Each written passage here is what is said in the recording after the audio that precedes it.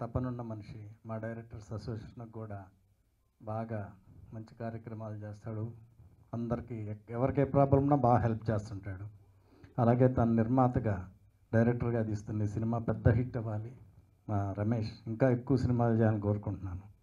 అలాగే మా Murali full busy అయిపోయాడు ఆర్టిస్ట్గా. మా మురళికి కూడా ఈ సినిమా తను హీరోగా యాక్ట్ చేస్తున్న ఈ సినిమా పెద్ద హిట్ అవ్వాలి. అలాగే మ్యూజిక్ డైరెక్టర్ ఈ కృష్ణ చైతన్య గారు, పాటలు చాలా బాగున్నాయి. యూనిట్ అందరికీ ఆల్ ద బెస్ట్. పరిస్థితులు ఎంత అనుకూలంగా లేకపోయినా కూడా అతను నమ్మిన సిద్ధాంతాల కోసం ఒక ప్రొడ్యూసర్గా బ్రోకర్ తీశాడు. ఇప్పుడు బ్రోకర్ 2 తీశాడు. దీనికి డైరెక్షన్ కూడా చేశాడు. సో ఇండస్ట్రీలో అన్ని రకాల సినిమాలు తీసేవాళ్ళు ఉండాలి అని అనుకుంటూలో నేను ఫస్ట్ ఉంటాను. సో మద్దినేని రమేష్ ఇలాగే తనకి నచ్చిన కాన్సెప్ట్స్ తోటి ఇంకా పెద్ద పెద్ద సినిమాలు తీసి ఎందుకంటే గొప్ప విజయాలు సాధించాలని కోరుకుంటున్నాను. కరెక్ట్ మెంటల్ కృష్ణకి నాకు సినిమాలో మెంటల్ ఉంది, రియల్ లైఫ్లో లేదు. ఉంటే నా పెళ్ళాం బిడ్డలు పారిపోయేవాళ్ళు కదా. ఇప్పుడు సినిమాలో రాముడు వేషం వేస్తాడు, రియల్ లైఫ్లో వాడు రాముడిలా బతుకుతున్నాడా? సినిమాలో సీత వేషం వేస్తుంది ఒక హీరోయిన్, రియల్ లైఫ్లో సీతగా ఉంటుందా? నేను సినిమాలో బ్రోకర్ని, రియల్ లైఫ్లో బ్రోకర్గా ఉంటానా? ఉండను కదా. అందుకని యాప్ట్ అంటే కొద్దిగా ఇబ్బందిగా ఉందబ్బా నా పెళ్ళాం బిడ్డలకి కూడా. అందరికీ నమస్కారం.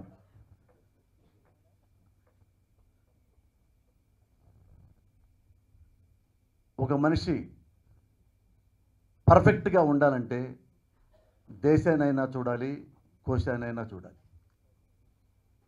అప్పుడు వాడికి తెలుస్తుంది నేను మనిషిగా బతకగలుగుతున్నాను అని. దేశాన్ని కోశాన్ని రెండూ చూడగలిగిన వాడు మంచి దర్శకుడు అవుతాడు, దాసరి నారాయణరావు లాగా.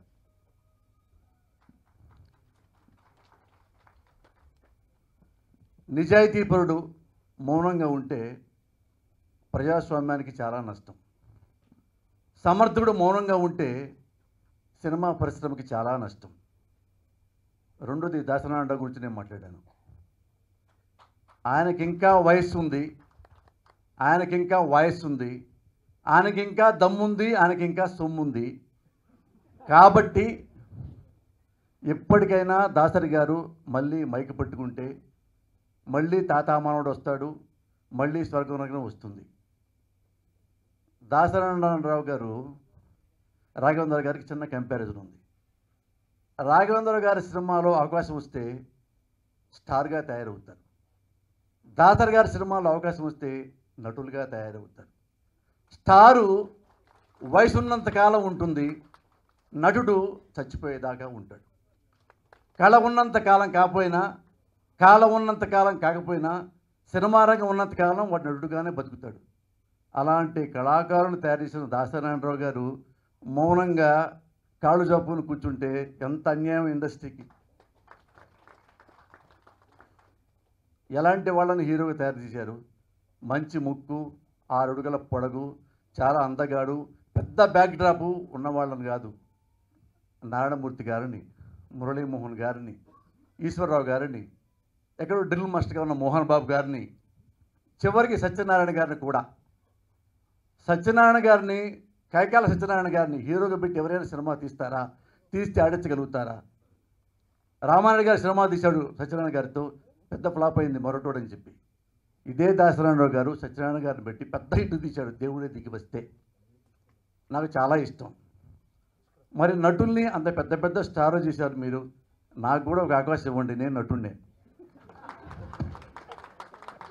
నిజంగా సార్, నేను చైల్డ్ ఆర్టిస్ట్ని, స్కూల్ డేస్లో నేను బెస్ట్ కమెడియన్ని, యూనివర్సిటీలో బెస్ట్ ఆర్టిస్ట్ని. నాకు ఇంకా ఇప్పుడు అవకాశం వచ్చింది కాబట్టి ఇంకా చాలా చేయాలి కోరిక ఉంది. మీలో ఇంకా జీలు ఉంది కాబట్టి నాకు ఒక అవకాశం మీరు ఇస్తే ఇంకా నాకు మైలేజ్ బాగా పెరుగుద్ది నా భవిష్యత్తుకి.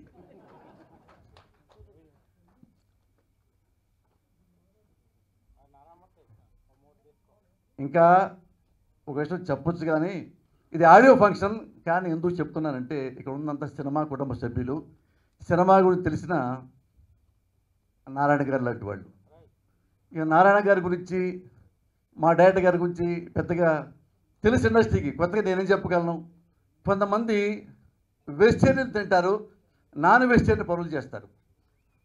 నారాయణ గారు నాన్ వెజిటేరియన్ తింటారు, వెజిటేరియన్ పనులు చేస్తారు. అంటే మంచి మంచి పనులు చేస్తారు.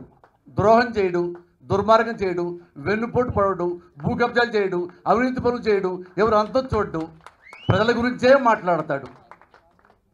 అందుకని మీరు ఎంత చికెన్ తిన్నా పర్వాలేదు. ఇండస్ట్రీలో నేను వచ్చి 28 సంవత్సరాలు, అంటే అప్పుడు నా మీసాలు కూడా రాలా, చదువుకుంటూనే ఫీజు కోసం మెడ్రాస్ యూనివర్సిటీలో చదువుకుంటూ ఎంఫిల్ చేస్తూ తర్వాత అక్కడ డాక్టరేట్ చేస్తూ ఉన్న రోజుల్లో నాకు ఫీజు డబ్బులు అవసరమై నేను ఎక్కడి నుంచి వచ్చాను కాబట్టి కష్టాల్లో నుంచి పర్సూ పెద్దగా అసిస్టెంట్కి చేరా. అప్పటి నుంచి ఇప్పటివరకు నేను చూస్తూ ఉన్న ఇండస్ట్రీలో ఉన్న మనుషుల్ని, వాళ్ళ పోకడల్ని. ఈ రోజుల్లో మొత్తం చెప్పడల్లా ఈ 2-3 డైరెక్టర్ల గురించి, కొంతమంది గురించి.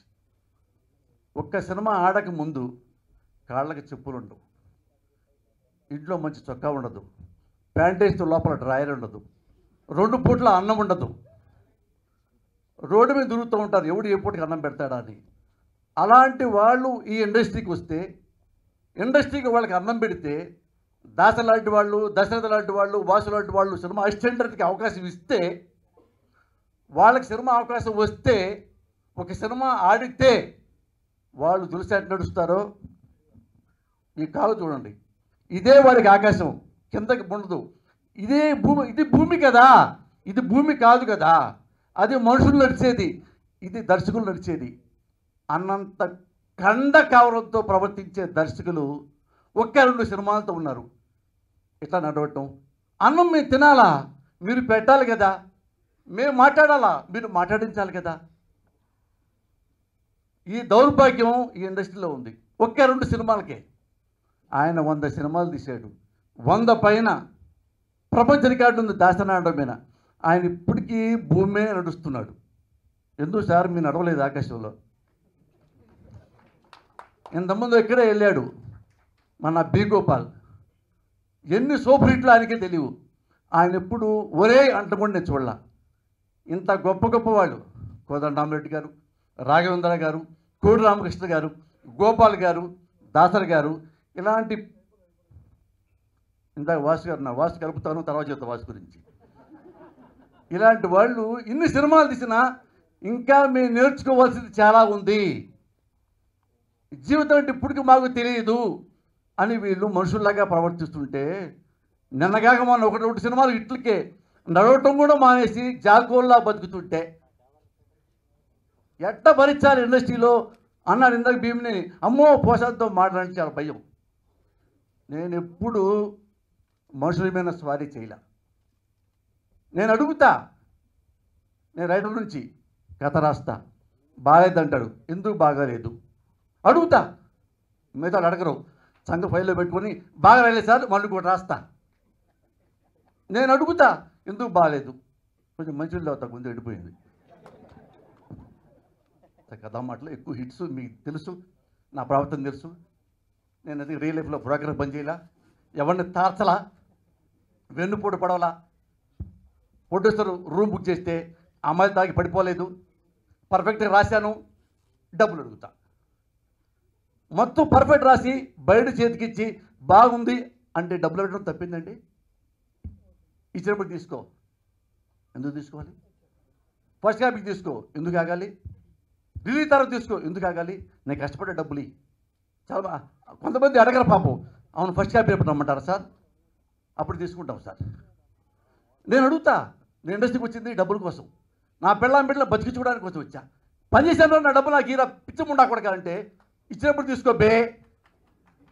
చొక్కా పట్టుకున్నా, లాక్కున్నా, ఇందుమించి ఏం చేయాల? దీన్ని మెంటల్ అంటే గురుగారు మీరే చెప్పాలి ఆన్సర్. దీన్ని మెంటల్ అంటే నేను చెప్పగలిగింది ఏం లేదు. ఇప్పుడు బ్రోకర్ అన్నారు, దానికి మాత్రం నాకు ఆన్సర్ లేదు. మా వాసుగా నాకు బాగా తెలుసు. మంచి వేషం సినిమా హిట్ అయింది, పాండవులు 9, నాకు మంచి వేషం ఇచ్చాడు. అదేంటంటే ట్రిమ్మింగ్లో పోయి కొంచెం మిగిలింది, 2-3 క్లోజ్ షాట్లు మిగిలినాయి. నేను నిజంగా అమ్మ తోడు ఒక మాట అలా, నిజంగా వాసు మదర్ ప్రామిస్ ఒక మాట అలా. ఎందుకంటే ఇప్పుడు నేను నటుండి కదా, లౌక్యం కావాలి. అందుకని ఏంటంటే ఏమనకపోతే వాసు ఇంకో సినిమాలో మంచి వేషం ఇస్తాడు సానుభూతితో. అలాగే ఉంటారబ్బా, అంతే తిట్టను. విన్నారు కోపట్లేదు ఏంటని, కోపం నరం తెగిపోయింది ఏమని, ఎప్పుడు తెగిపోదు, దాని అవసరం లేదు. ఎందుకంటే నేను ఇండస్ట్రీలో నాకు స్నేహితులు లేరు, క్లోజ్ ఫ్రెండ్స్ లేరు. ఇండస్ట్రీలో ఎవరున్నారు? గౌరవనీయులు ఉన్నారు, పూజనీయులు ఉన్నారు, గొప్ప మనుషులు ఉన్నారు, సంస్కారవంతులు ఉన్నారు, రిచ్ ఫెలోస్ ఉన్నారు, పూర్ ఫెలోస్ ఉన్నారు. వీళ్ళందరితో నేను ట్రావెల్ చేస్తాను. నేను స్నేహం చేయను. గౌరవనీయులు రైల్లో లాగా నేను ట్రావెల్ చేస్తాను. ఈ ట్రావెలింగ్లో మంచి మంచి మనుషులు దొరుకుతారు, వాళ్ళని గుర్తుంచుకుంటా, మనసులో పెట్టుకుంటా, పూజించుకుంటా, గౌరవించుకుంటా. అంతేగాని కనపడగానే నా ఫ్రెండ్, క్లోజ్ ఫ్రెండ్ అండి, వాడి వేషం అయిపోతే దొంగ నా కొడుకు అంటాను అప్పుడే. నేను అటు అంది లేదు, ఇటు అనిపించుకునేది లేదు. అందుకని మీరు నన్ను మెంటల్ అంటే నేను మరి చేయగలిగింది ఏమి లేదు.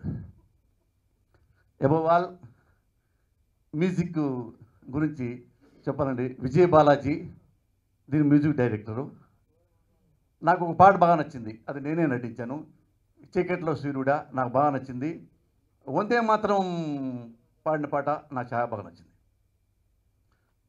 ఇప్పుడు ఈ రోజుల్లో మ్యూజిక్ డైరెక్టర్కి హీరోయిన్ మీద మంచి పాట రాయి, హీరోయిన్ మీద మంచి పాట రాయి, ఐటమ్ సాంగ్ పెట్టు అంటే సాంగులు వస్తున్నాయి. సాంగులు అంటే సోమ మంగళ బుధ గురు శుక్ర శని ఆది, వీటికి పేరేది, పుట్టే వాటికి చోటేది. ఈ పాట దాసరామరావు గారు రాసిన పాట, తాత మనోడిలో పాట. అంటే సినిమా కథ నడిపించడానికి సంగీతం సాహిత్యం ఉపయోగపడాలి.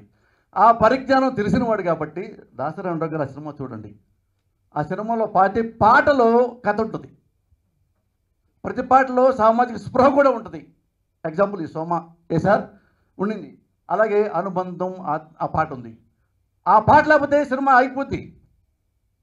అంటే పాట ఎంత అవసరం సినిమా నడవడానికి, ఆ లెంగ్త్లో సినిమా తీశారు. అలాగే స్వర్గం నరకం, అలాగే లేటెస్ట్కి వచ్చిన పెద్ద హిట్ మన ఓసే రామలమ్మ కానీ, ప్రేమాభిషేకం కానీ, పాటలు పర్ఫెక్ట్గా కథ నడిపించేలాగా ఉంటాయి.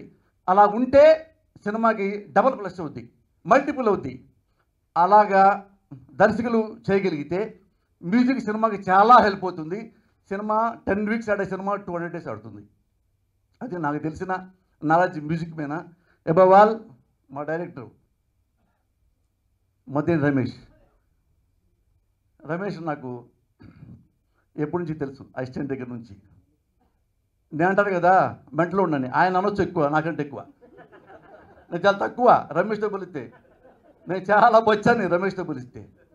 అంటే రా అంటారు చూడండి, పచ్చి రా. ఆయన ఎగ్జాంపుల్. మీరు అద్దంలో నవ్వితే ఈయన నవ్వుతాడు, మీరు ఏడిస్తే మీరు ఏడుస్తారు, మీరు కొడితే ఆయన కొడతాడు, మీరు తుమ్మితే ఆయన తుమ్ముతాడు. ప్లెయిన్ మిర్రర్ లాంటి Ramesh. That I can say about Ramesh. Best of luck. God bless you Ramesh.